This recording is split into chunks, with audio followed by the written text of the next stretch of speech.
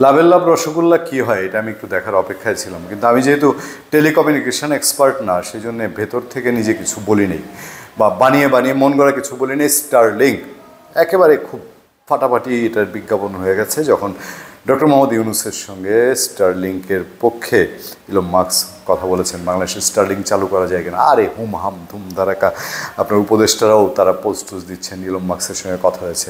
আরও significant, Elon Musk হচ্ছেন এখন আমেরিকার নতুন প্রেসিডেন্ট ডোনাল্ড ট্রাম্পের তিনি একান্ত বিশ্বস্ত মানুষ, এবং তার কথা এখন নড়েচড়ে, বিশ্ব নড়েচড়ে এরকম একটা ব্যাপার সেবার। এবং যেহেতু বলা হচ্ছিল যে ট্রাম্প আসার পরে ডক্টর ইউনূস সাহেবের খবর আছে, সুতরাং যখন যেহেতু ইলন মাস্ক যোগাযোগটা করেছেন, পাশে নাকি আবার ট্রাম্পও বসা ছিলেন, এটা বলতে স্বাচ্ছন্দ্য বোধ করেন যারা এনটি আওয়ামী লীগ তারা, তো সেই জায়গা থেকে স্টারলিংক আসবে বাংলাদেশে, ইন্টারনেট সেবায় সাংঘাতিক বিপ্লব হয়ে যাবে।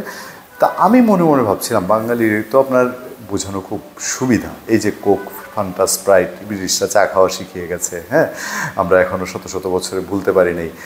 বহুজাতিক কোম্পানিগুলো এত বড় মার্কেট কোথায় পাবে? 16-17 কোটি মানুষের দেশ, যেখানে নাকি 18 কোটি 19 কোটি সিম।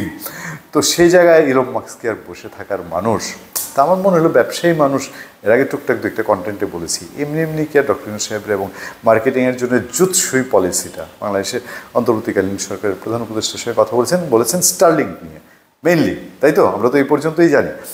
এবার আমি খুঁজে খুঁজে বের করেছি বলতে রিপোর্টটা আমার নজরে পড়েছে যে স্টারলিংকে আমাদের কতটুকু কি উদ্ধার হবে।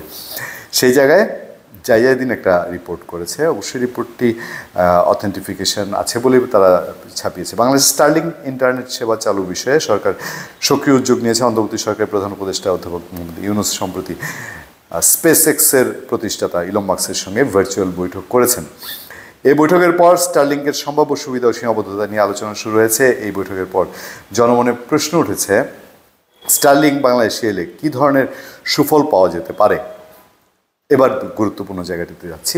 স্টারলিংক সম্পূর্ণ স্যাটেলাইট নির্ভর একটি ইন্টারনেট সেবা। এটি পৃথিবীর নিম্ন কক্ষপথে স্থাপিত হাজার হাজার স্যাটেলাইটের মাধ্যমে পরিচালিত হয়। বর্তমানে বাংলাদেশে ইন্টারনেট সংযোগ মূলত সাবমেরিন কেবলের মাধ্যমে দেওয়া হয়। তাই স্টারলিংকের আগমন দেশের ইন্টারনেট অবকাঠামোতে নতুন মাত্রা যোগ করতে পারে বলে জানান প্রযুক্তিবিদরা।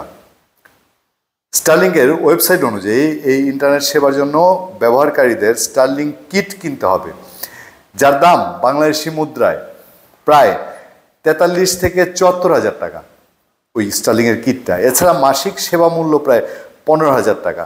এটি অনেকের জন্য ব্যয়বহুল হতে পারে, বিশেষত গ্রামীণ অঞ্চলের সাধারণ ব্যবহারকারীদের জন্য এটি সহজলভ্য হবে কিনা তা নিয়ে প্রশ্ন রয়েছে। একজন বিশেষজ্ঞর মতামত দিয়ে বলা হচ্ছে যে এ বিষয়ে বাংলাদেশ প্রকৌশল বিশ্ববিদ্যালয়ের অধ্যাপক ডক্টর রিফাত শাহরিয়ার তিনি ডেইলি ক্যাম্পাসকে জানিয়েছেন কথাটা। এটি বাংলাদেশের জন্য অবশ্যই সুফল বয়ে আনবে, কিন্তু আমাদেরকে বাকিগুলো ইন্টারনেট সেবা প্রতিষ্ঠানগুলো বন্ধ করে দিয়ে শুধুমাত্র এটির উপর নির্ভরশীল হলে চলবে না, বিকল্প হিসাবে এটি ব্যবহার হলে ভালো হয়। আরও বিস্তারিত আছে, সামনে নিশ্চয়ই আপনারা জানবেন। তবে ওই যে ব্যাপক আপনার ব্যয়বহুল এই জিনিসটা মাথায় রেখেও স্টারলিংক নিয়ে আমরা কতটা ঢাকঢোল পিঠাবো, কতটা ডাকডুমাডুম নাচবো, সেটা নিশ্চয়ই এখন ভাবার বিষয় হবে। ধন্যবাদ সবাইকে, ভালো থাকবেন, সুস্থ থাকবেন। আপনার সাথে আমি আতিক রহমান, পূর্ণিয়া।